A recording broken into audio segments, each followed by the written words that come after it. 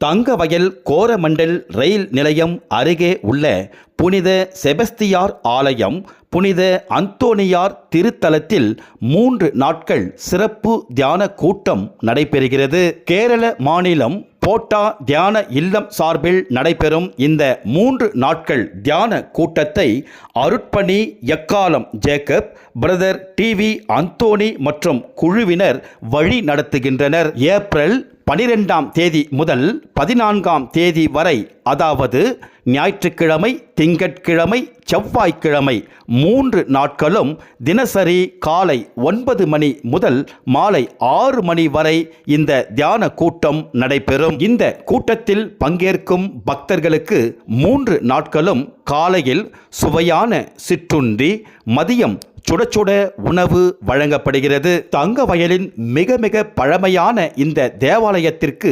127 ஆண்டுகள் வரலாறு உள்ளது. கடந்த 1899ஆம் ஆண்டு இந்த தேவாலயம் கட்டப்பட்டது. அந்த காலகட்டத்தில் இது பாலக்காட் அந்தோனியார் கோவில், செபஸ்தியார் கோவில் என்று தங்கவயல் மக்களால் அன்புடன் அழைக்கப்பட்டது.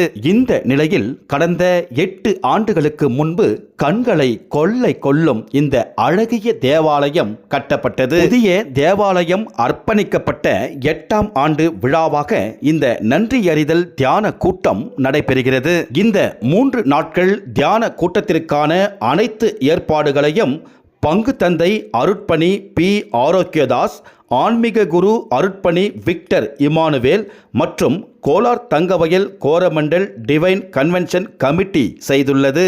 இயேசுவுக்குள் மிகவும் பிரியமான இறை மக்களே, கோலார் தங்கவயல் வாழ்கின்ற அனைத்து கிறிஸ்துவ உள்ளங்களே, உங்கள் அனைவரையும் கோரமண்டல் புனித செபஸ்தியார் ஆலயம் அன்போடு வரவேற்கின்றது. குறிப்பாக இந்த 2026ஆம் ஆண்டிலே நம்முடைய செபஸ்தியார் பங்கிலே போட்டார் டிவைன் ரிட்ரீட் கேரளாவிலிருந்து வருகை தர இருக்கின்ற அருட்தந்தை எக்கால ஜேக்கப் இவர்கள் வருகை தர இருக்கின்றார்கள். அத்தோடு அருட் சகோதரர் ஆண்டனி அவர்களும் அவரோடு இணைந்து இந்த தியான கூட்டத்தை ஏற்பாடு செய்திருக்கின்றோம். நமக்கு ஒரு அரிதோர் வாய்ப்பு. கிறிஸ்துவர்களாகிய நாம் இறைவனுடைய இரக்கத்தை பெறக்கூடியவர்கள், ஆண்டவரோடு இணைந்து நாம் ஜெபிக்கக்கூடியவர்கள். குறிப்பாக கோலார் தங்கவயலுக்காக இந்த தியான கூட்டத்திலே ஆண்டவர் செய்த சகல நன்மைகளுக்காக நாம் நன்றி சொல்வோம். அன்பார்ந்தவர்களே, உங்களை வருக வருக என்று வரவேற்பது ஆண்டவர் துணையின்றி நாம் எதையும் செய்ய முடியாது. கடவுளுடைய அருளின்றி நாம் வாழ முடியாது. கடவுளை நினைத்து அவரை புகழ்ந்து அவரை என்றுமே துதித்து பாடிட இந்த தியான கூட்டம் அருமையாக ஏற்பாடு செய்யப்பட்டிருக்கின்றது. ஏப்ரல் மாதம் வருகின்ற ஞாயிற்றுக்கிழமை 12, 13, 14ஆம் தேதிகளில் காலை 10 மணி முதல் மாலை 6 மணி வரை சிறப்பான வழிபாடு ஏற்பாடு செய்யப்பட்டிருக்கின்றது. கடவுளுடைய வார்த்தையை தாகத்தோடு கேட்கின்ற அனைத்து உள்ளங்களையும் அன்போடு வரவேற்கின்றோம்.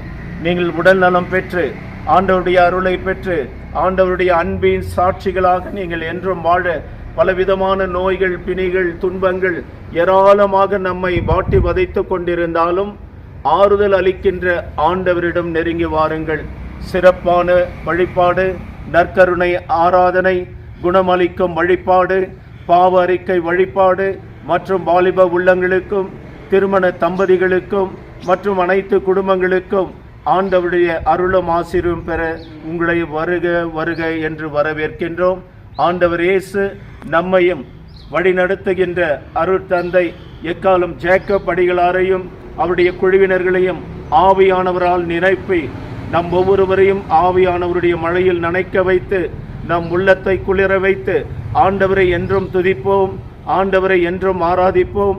இந்த இடத்திலே வருகின்ற ஒவ்வொருவரும் ஆண்டவருடைய அருள் சுகத்தை பெற்று செல்ல வருக வருக என்று அன்போடு நாங்கள் வரவேற்கின்றோம்.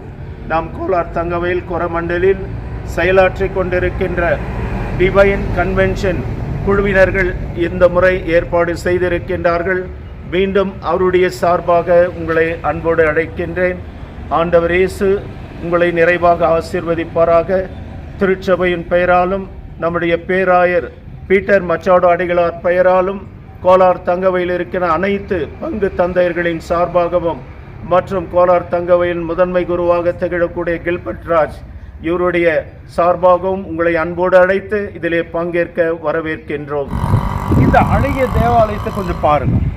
புனித செபஸ்தியார் தேவாலயம் மட்டுமல்லாது பாலகாட்டு அந்தோனியார் என்று புகழ்பெற்ற அந்தோனியார் திருத்தலமும் அமைந்துள்ள தேவாலயம். இந்த வலது பக்கம் பார்த்தீங்கன்னா கோரமண்டல் ரயில்வே ஸ்டேஷன், இந்த இடது பக்கம் பார்த்தீங்கன்னா புகழ்மிக்க ஸ்கூல் ஆஃப் மைன்ஸ், அதுக்கு மத்தியில் தான் இந்த அழகிய தேவாலயம் அமைந்துள்ளது. இந்த தேவாலயங்கள் ஸ்தாபனமானது 127 வருஷத்துக்கு முன்னால் 1899ஆம் வருடம் ஸ்தாபிக்கப்பட்ட கத்தோலிக்க தேவாலயம். இந்த பழைய தேவாலயங்கள் புதுப்பிக்கப்பட்டு 8 வருடம் ஆயிருக்கு. 8 வருடமாக புது பொலிவோடு இருக்கக்கூடிய இந்த ஆலயத்தில் தான் இந்த மாபெரும் தியான கூட்டம் நடைபெற உள்ளது.